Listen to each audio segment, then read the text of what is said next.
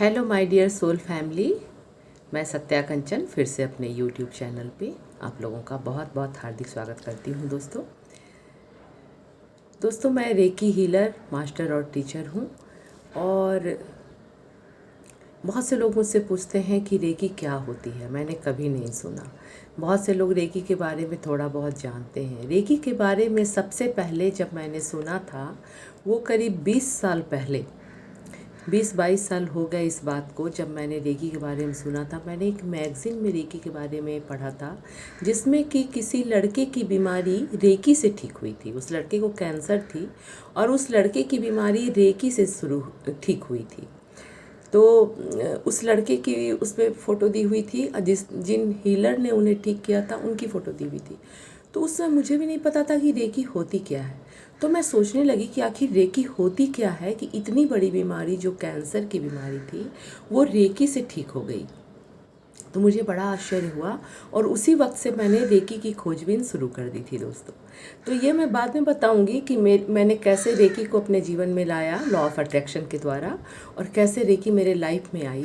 उससे पहले आज हम लोग बताएंगे कि रेकी है क्या और रेकी कार्य कैसे करती है। फिर अगले एपिसोड्स में जैसे जैसे एपिसोड्स में बनाऊंगी उसमें मैं अपने अनुभव और अब रेकी में मैंने जो प्रयोग किया, जो मैंने खुद प्रयोग किया, क्योंकि रेकी मैंने 2016 में सीखा था और उसके पहले भी मैं खुद से रेकी करती थी, लेकिन वो रेकी मेरी हल्के स्तर की होती थी क्योंकि अट्यूनमेंट नहीं मिला था गुरु से। और 2016 में मैंने अट्यूनमेंट लिया था। रेकी है क्या? रेकी एक जापानी भाषा का शब्द है दोस्तों, जो 2 शब्दों से बना है, रे और की। रे का मतलब होता है यूनिवर्सल यानी ब्रह्मांडीय और की का मतलब होता है किरणें, किरणें यानी कि ऊर्जा यानी लाइफ फोर्स, जो प्राण शक्ति हम बोलते हैं, प्राण ऊर्जा। तो ब्रह्मांडीय प्राण ऊर्जा, उसी को हम लोग शॉर्ट में जापानी भाषा में रेकी बोलते हैं और वही शब्द अभी पूरे विश्व में प्रचलित है रेकी के नाम से। तो हमारे चारों ओर जो प्राण शक्ति फैली हुई है, जो ऊर्जा फैली हुई है, वही रेकी है। हमें चलने, पढ़ने, सोचने, कुछ काम करने, सीढ़ियाँ चढ़ने उतरने, मतलब किसी भी चीज़ के लिए हमें एक ऊर्जा की ज़रूरत पड़ती है। तो हम सोचते हैं कि हमने ये खाया तो हमें ऊर्जा मिल गई, हमने ये पिया इसलिए हमें ऊर्जा मिल गई। हम पौष्टिक चीज़ें खाते हैं, ड्राई फ्रूट्स खाते हैं तो हमें ऊर्जा मिलती है, हमें अच्छी वाली ऊर्जा मिलती है। तो उसी से हमें, लेकिन ये सोच जो है ये कुछ हद तक खाने पीने से भी हमें ऊर्जा ज़रूर मिलती है, लेकिन हमें मुख्य रूप से जो ऊर्जा मिलती है वो ब्रह्मांडीय ऊर्जा मिलती है। उस ब्रह्मांडीय ऊर्जा के कारण ही वो ऊर्जा ही हमें हर चीज़ के लिए कार्य करने के लिए सक्षम होती है, हमें करने योग्य बनाने में वो ऊर्जा सक्षम होती है। तो जब कभी हम बीमार पड़ जाते हैं तो खाते पीते तो हम रहते ही हैं, ऐसा नहीं कि हम नहीं खाते, हम हर चीज़ खाते हैं, पौष्टिक चीज़ें, फिर भी हम बीमार पड़ जाते हैं। क्यों पड़ते हैं? क्योंकि हमारे नकारात्मक सोच के द्वारा और हम जो कोई नकारात्मक कार्य कर लेते हैं कि कहीं का कोई वाइब्रेशन, बैड वाइब्रेशन हमारे ऊपर असर कर जाता है, उसके चलते हमारी जो ब्रह्मांडीय ऊर्जा है वो आने के लिए बाधा होती है, वो आने में बाधा पहुंचती है उस ऊर्जा को। तो वो ऊर्जा जब हमें पूर्ण रूप से नहीं मिल पाती है तभी हम बीमार पड़ते हैं। तो अगर केवल खाने पीने से ऊर्जा मिल गई होती तो आज हर अमीर व्यक्ति कभी बीमार ही नहीं पड़ता। वो तो हर अच्छी अच्छी चीज़ें, महंगी चीज़ें, पौष्टिक चीज़ें खा लेते और वो कभी बीमार नहीं पड़ते। लेकिन आप देखेंगे कि जो मज़दूर किसान हैं वो ज़्यादा स्वस्थ रहते हैं। क्यों स्वस्थ रहते हैं? क्योंकि ब्रह्मांडीय ऊर्जा उन्हें ज़्यादा मिल रही है। वो एसी में नहीं रहते हैं, वो प्रकृति में रहते हैं और प्राकृतिक रूप से उन्हें वो ऊर्जा मिल रही है। वो धरती माता के कांटेक्ट में है, नंगे पैर चलते हैं, धरती माता की ऊर्जा भी उन्हें मिलती है और ऊपर से ब्रह्मांडीय ऊर्जा भी उन्हें मिलती है। तो दोनों ऊर्जा से वो भरपूर रहते हैं। तो वो भी बीमार पड़ते हैं, लेकिन वो हमारी अपेक्षा कम बीमार पड़ते हैं दोस्तों। तो ये जो ऊर्जा है ये हमें सबसे ज़्यादा कब मिलती है? ये ऊर्जा, जो ब्रह्मांडीय ऊर्जा, ये सबसे ज़्यादा हमें तब मिलती है जब हम नींद में होते हैं, जब हम रिलैक्स करते हैं, क्योंकि उस वक्त हमारे दिमाग में विचार नहीं चल रहे होते हैं, हम आराम से सो रहे होते हैं, हमारा बॉडी रिलैक्स होता है, हम कोई काम नहीं कर रहे होते हैं, तो हमारा विचार भी बंद होता है। तो वो उस समय वो ऊर्जा निर्बाध रूप से यानी कि ऑटोमेटिक रूप से हमारे यहाँ से सहस्त्रार चक्र से प्रवेश करती है। ये सहस्त्रार है हमारा, ये यहाँ पे थर्ड आई होती है, थर्ड आई के थोड़ा ऊपर यहाँ पे हमारा सहस्त्रार है, यहाँ पे हमारा अंदर ब्रह्मरंध्र है, ये ब्रह्मरंध्र है, यहाँ से ऊर्जा प्रवेश करती है और पूरे ऑर्गन्स में, सारे ऑर्गन्स में जाती है। तो इस तरह से हमें नींद, क्योंकि सो के जब हम उठते हैं, एक भरपूर नींद, एक बहुत ही अच्छी वाली नींद जब हम लेके उठते हैं तो हम देखते हैं कि हम ऊर्जा से भरपूर होते हैं। लेकिन वही जब नींद हमारी बाधित हो जाती है, अगर हमें अच्छे से नींद नहीं आती है, हम अपने विचारों के मकड़ जाल में जब फंसे होते हैं या हमारी बाहरी चिंता कुछ लगी होती है तो नींद हमारी पूरी नहीं हो पाती, तब फिर क्या होता है, तब हम सुबह हमारा मूड थोड़ा उखड़ा उखड़ा होता है, तब हम थोड़ा अपने को थका थका महसूस करते हैं। हमें हमारे अंदर कोई भी दर्द हो, कोई परेशानी हो, बीमारी हो, वो नींद में ही काफ़ी कुछ हील हो जाती है दोस्तों। लेकिन जब हम परेशान होते हैं, ज़्यादा मतलब विचारों का जो बवंडर हमारे ऊपर चलता रहता है, तो उसके चलते वो ब्रह्मांडीय ऊर्जा ठीक से नहीं आ पाती है। तीसरा है कि ये ऊर्जा और कब हमें बहुत अच्छे ढंग से मिलती है, वो है ध्यान में। जब हम ध्यान में बैठते हैं तो हम अपने एक दो विचार अगर हमें आते भी हैं, हम आंखें बंद कर लेते हैं तो बाहर के संसार से हमारा कांटेक्ट ख़त्म हो जाता है और हमारा मन जो है वो अंदर की ओर मुड़ जाता है, मतलब हमारी आत्मा जो है वो शांत हो जाती है। तो जब आत्मा शांत हो जाती है, मन अंदर की ओर मुड़ जाता है, तो उस वक्त भी हमें बहुत सारी ऊर्जा मिलती है, ब्रह्मांडीय ऊर्जा। तो वो ऊर्जा जो है हमारे अंदर एक अद्भुत शक्ति का संचार करती है। तो हम देखते हैं कि ध्यान में हमारी बड़ी से बड़ी बीमारियां ठीक हो जाती हैं। लेकिन अगर हम ध्यान ठीक से नहीं कर पाते हैं या हम बैठ ही नहीं पाते हैं या हमारे कुछ पूर्व जन्म के संस्कार होते हैं जिससे हमारा ध्यान नहीं लग पाता है, तो फिर वो ऊर्जा नहीं मिल पाती है हमें। और सब उसके बाद मैं आती हूँ रेकी पे, कि रेकी जो है, अगर रेकी का हम ट्यूनमेंट ले लेते हैं किसी गुरु से, तो जैसे डॉक्टर मिकाओ उसुजी ने रेकी की शुरुआत की थी। ये जापान के प्रोफेसर थे, डीन थे क्योटो विश्वविद्यालय में, यूनिवर्सिटी में, और उस वक्त ये अपने स्टूडेंट्स को फ़िलॉसफी पढ़ाते थे। फ़िलॉसफी में सभी धर्मों की शिक्षाएं ये देते थे, बौद्ध धर्म की, क्रिश्चियन धर्म की, है ना। तो ये जब पढ़ा रहे थे तो उस समय इनके कुछ स्टूडेंट्स ने पूछा, देखिए मैं अपने गुरु की रोज़ धन्यवाद ज़रूर बोलती हूँ दोस्तों, और बिना गुरु के कोई भी ज्ञान कभी नहीं मिलता है।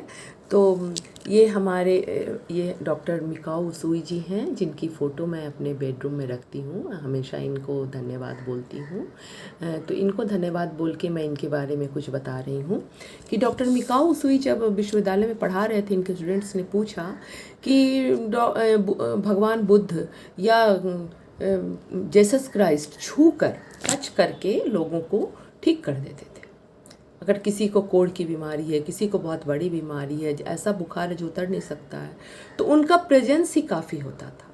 तो ये तो हम भी जानते हैं कि भगवान महावीर, भगवान बुद्ध, हमारे गुरु नानक देव, जितने भी हमारे बहुत बड़े बड़े जो संत महात्मा हुए हैं, ऋषि हुए हैं, वो हमें देखकर, अपनी आँखों से देखकर भी ठीक कर देते थे। तभी तो हम उनके दर्शन के लिए जाते थे, उनकी ऑरा में हम आते थे।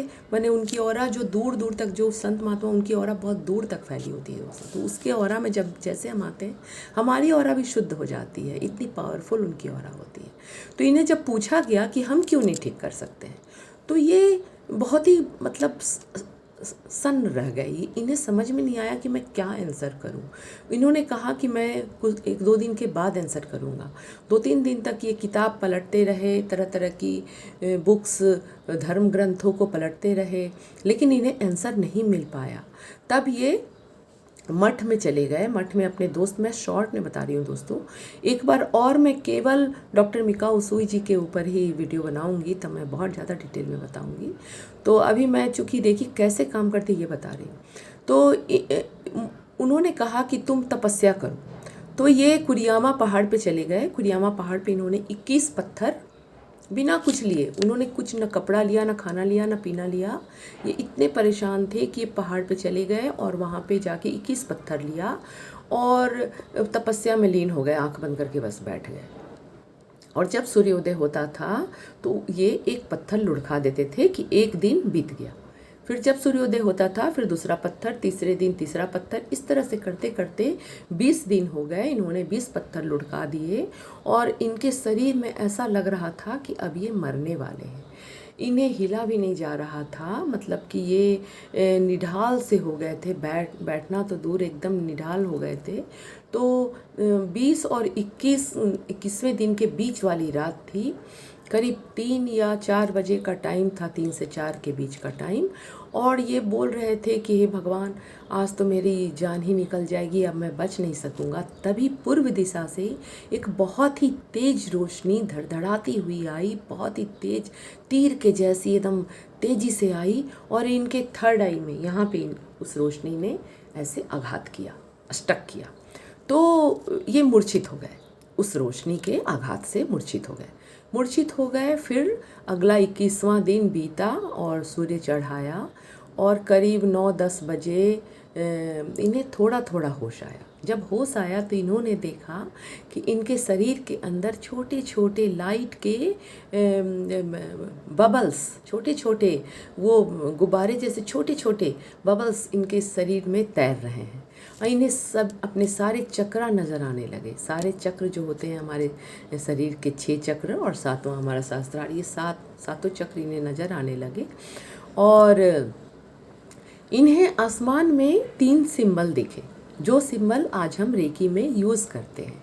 इन सिंबल्स के बारे में मैं बाद में बताऊंगी, अभी मैं ये बता रही हूँ कि इन्होंने 3 सिंबल देखे। ये सिंबल इनके दिमाग में छप गया, मतलब इन्हें एकदम वो अस्थाई हो गया इनके माथे में कि ये ऐसे सिंबल है।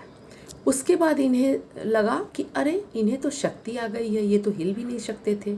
तो वो उठ के बैठ गए। फिर इन्हें लगा कि ना, मतलब इन्हें किसी चीज़ की ज़रूरत नहीं है और इन्हें अपने अंदर एक शक्ति फील होने लगी। तो ये आराम से पहाड़ उतरने लगे कि अब मेरी 21 दिन की साधना तो हो गई, अब मैं चलता हूँ करके नीचे उतरने लगे। ये जल्दी जल्दी उतर रहे थे क्योंकि भरपूर शक्ति आ गई थी। तो एक पत्थर से इन्हें इनके अंगूठे में चोट लग गई। चोट लगने से एक हल्का सा ब्लड निकल आया, खून निकल आया। तो इन्होंने, जैसे हम नेचुरली अपने पैर को ऐसे हाथ से पकड़ते हैं कि अरे दर्द हो रहा है, ऐसे करके इन्होंने अपने हाथ से पकड़ा उसको। जैसे ही पकड़ा इन्हें लगा कि वो दर्द बिल्कुल ठीक हो गया है। तब इन्हें लगा कि अरे मेरा दर्द ये बिल्कुल कैसे ठीक हो गया। तो इन्हें लगा कि कुछ तो हुआ है मेरे अंदर परिवर्तन। फिर ये नीचे उतरे, रोड पे थोड़ा दूर आगे जाके देखा कि एक ढाबा है। तो इन्हें थोड़ी भूख भी लग रही थी बहुत ज़ोर से। तो ये एक पेड़ के नीचे बैठ गए। ढाबे वाला भी बहुत ही दयालु व्यक्ति था। वो सोचा कि बाबा जी बैठे हैं, इनकी दाढ़ी वाड़ी बढ़ गई थी, 21 दिन में काफ़ी बाल भी बढ़ गए थे। तो उन्हें लगा कि कोई संत महात्मा बाबा जी हैं। तो अपनी बेटी को बोला कि बेटी इनको जा कर के कुछ नाश्ता और चाय दे आओ। तो वो बेटी जो है एक प्लेट में थोड़ा सा नाश्ता और चाय ले करके और एक हाथ से अपने हाथ को ऐसे दबाए हुए आई, एक हाथ से नाश्ता लेके। तो इन्होंने पूछा कि तुम्हें क्या कष्ट है। बेटी ने कहा कि मुझे मेरे दांतों में बहुत दर्द है। बोला कि तो तुम डॉक्टर को क्यों नहीं दिखाती हो। तो बेटी बोली कि नहीं, मेरे बाबा बहुत गरीब हैं, उनके पास इतना पैसा नहीं है कि वो मुझे शहर जाके डॉक्टर से इलाज करवा सके। तो उन्होंने कहा अच्छा आओ, इधर आओ। उन्होंने पहले जल मांगा, पहले अपने हाथों को धोया और फिर उस लड़की के हाथ पे ऐसे सहलाया।